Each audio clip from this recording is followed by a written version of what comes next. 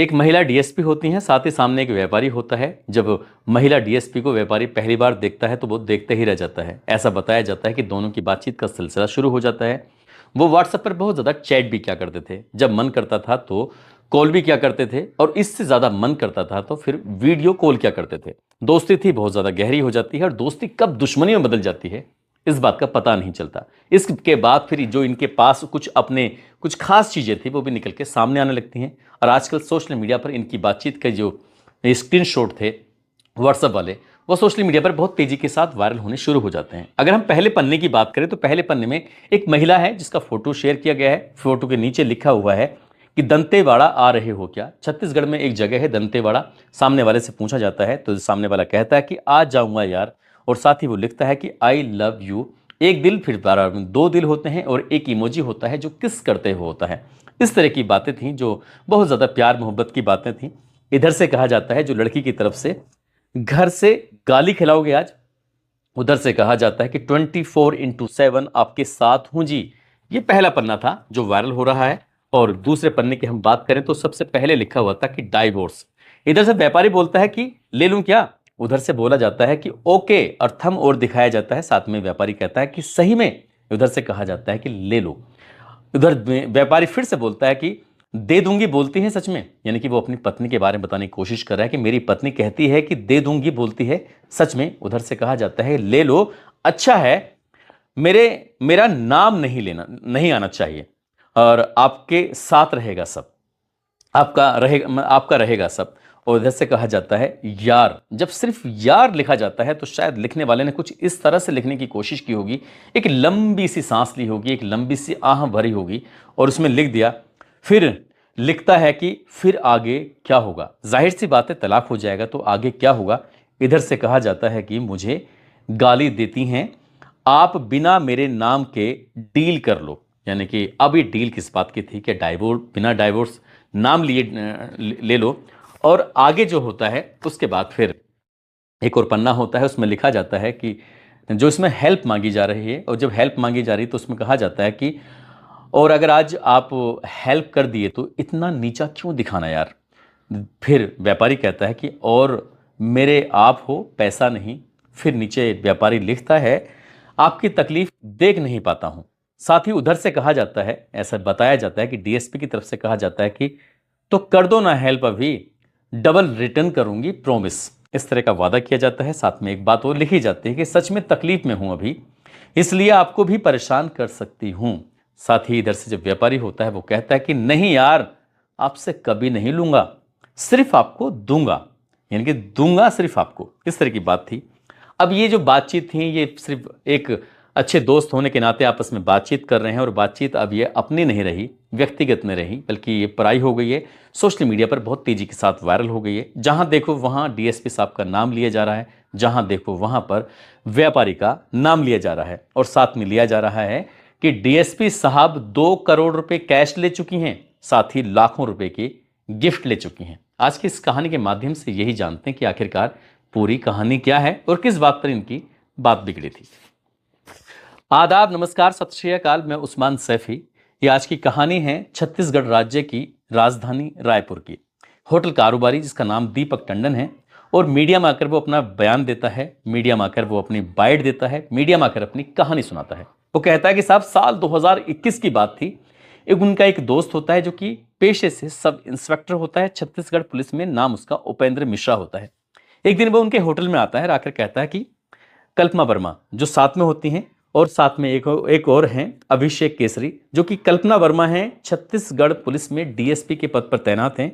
उनकी जो पोस्टिंग होती है साल 2016-17 की बैच की डीएसपी हैं, और देखने में अच्छी खासी बहुत सुंदर हैं। जब उस सब इंस्पेक्टर ने होटल कारोबारी के सामने उनसे परिचय कराया, कहा कि मैम है, ये सीनियर हमारी बॉस है, हमारी नाम है इनका कल्पना वर्मा।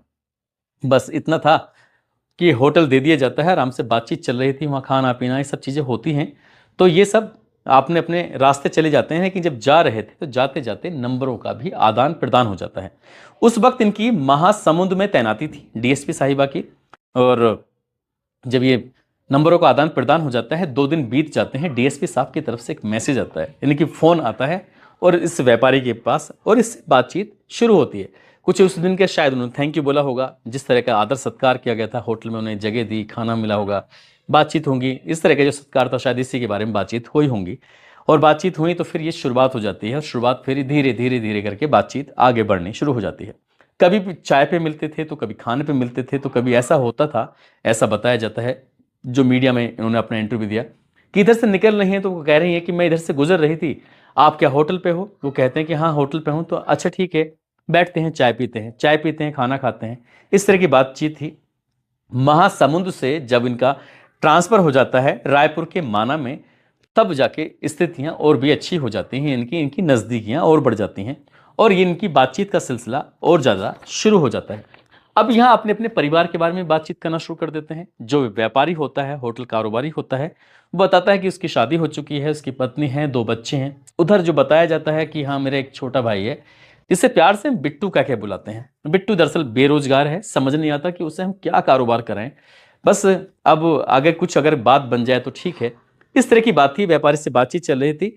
ये 2 साल तक तो इनकी बातचीत बहुत अच्छी रहती है। साल 2023 जब आता है तो इसी बीच में ये अच्छे दौर की बात थी। इसमें यह बताया जाता है कि व्यापारी कहता है कि एक साल 2023 की में रायपुर में ही एक एटमॉस्फेरिया के नाम से एक रेस्टोरेंट है, उसकी डील ओपन है, वो बिकने की कगार पर है, अगर आप चाहो तो उसे ले सकते हैं, और भाई वो काम वाम भी कर लेगा। इस तरह की बात थी। पूछा जाता है कि कितने का है, तो बताया जाता है कि 45 लाख रुपए का। डीएसपी साहब कहते हैं कि इतने रुपए तो हमारे पास है नहीं, लेकिन वो व्यापारी था, उसने कहा कि कोई दिक्कत नहीं है, टेंशन वाली बात नहीं है, परेशान क्यों होती हो। 30 लाख रुपए उनके पिता के खाते में डाल दिए गए, और 12 लाख रुपए जो उनका छोटा भाई होता है उनको कैश दे दिया गया। और इस तरह की जब काम नहीं चलता है, तो काम ना चलने पर लगभग कुछ वक्त बीतने के बाद उसकी फिर अब सेल करने वाली बात आती है कि इनको बेचना है उसको। जब बेचने वाली बात आती है कि इसको बिकवा दो, तो 55 लाख रुपए में सौदा तय हो जाता है। 55 लाख रुपए में सौदा था। अब हेमंत वर्मा है और बरखा टंडन, यहां पर ये 2 कैरेक्टर ऐसे हैं। इसमें बरखा टंडन जो है वो व्यापारी की पत्नी है, और हेमंत वर्मा है वो डीएसपी साहब के पिता होते हैं। तो इनके नाम पर बरखा टंडन ने 3 चेक दिए, 15 लाख, 15 लाख, 12 लाख। तो ये शायद कहकर लिए थे कि भाई जब डील होगी कुछ पैसे वैसे आपके खाते में आएंगे, हमें सिर्फ चेक दे दीजिए। अभी इसमें कितना सच है, कितना झूठ है, कितनी कहानी है, कितनी अलग अलग चीजें हैं, लेकिन 42 लाख रुपए के चेक वाली बात थी। वो चेक सिर्फ मांगे गए थे, उनको भुनाने वाली बात नहीं थी। लेकिन इसी बीच में एक पक्ष तो ये कह रहा कि ये सिर्फ बिजनेस की वजह से लेन देन था, और जो डीएसपी साहब कहते हैं कि हमारे पैसे उन पर निकल रहे थे, हम अपने पैसे चाह रहे थे और कुछ नहीं। उधर से दूसरा ये कहता है कि सिर्फ चेक लिए गए थे और चेक को जानबूझकर बाउंस कराया। उनकी पत्नी के खिलाफ एक मुकदमा भी दर्ज कराया, मामला कोर्ट में पहुंचा। जब उनकी पत्नी को घसीटा जाता है तब ये कहानी निकल के सामने आ जाती है। और कहानी कुछ निकल के सामने इस तरह की आती है। जो कारोबारी होता है वो बताता है कि उसने जब से उनकी जान पहचान हुई है, जब से उनकी बातचीत हुई है, छोटी छोटी घूमना फिरना भी होता था, खाना पीना भी होता था, होटल भी जाते थे, तो ऐसे में लगभग 2 करोड़ रुपए वो कैश दे चुका है, क्योंकि उनकी वो बातें बहुत अच्छी लगती थी। हालांकि जब मीडिया वालों ने उससे बातचीत की कि क्या तुम्हारे बीच में कुछ ज्यादा नजदीकियां बढ़ गई थी, उसने कहा नहीं, सिर्फ हम लोग बातचीत करते थे, बातचीत के अलावा हमारे बीच में वैसे कोई गंदा रिलेशन नहीं था। लेकिन वो इतना ज्यादा प्रभावित था, इतना ज्यादा लट्टू था व्यापारी, कि उनकी हर बात मानता था। और 12 लाख रुपए की हीरे की एक अंगूठी भी गिफ्ट करता है, 5 लाख रुपए की सोने की चैन गिफ्ट करता है, टॉप्स गिफ्ट करता है, 1 लाख रुपए की ब्रेसलेट गिफ्ट करता है। और पत्नी की एक कार होती है जो टोयोटा कंपनी की हाई राइडर होती है, वो भी डीएसपी साहब ही उसका यूज कर रहे थे, जब तक ताल्लुकात सब कुछ ठीक ठाक थे।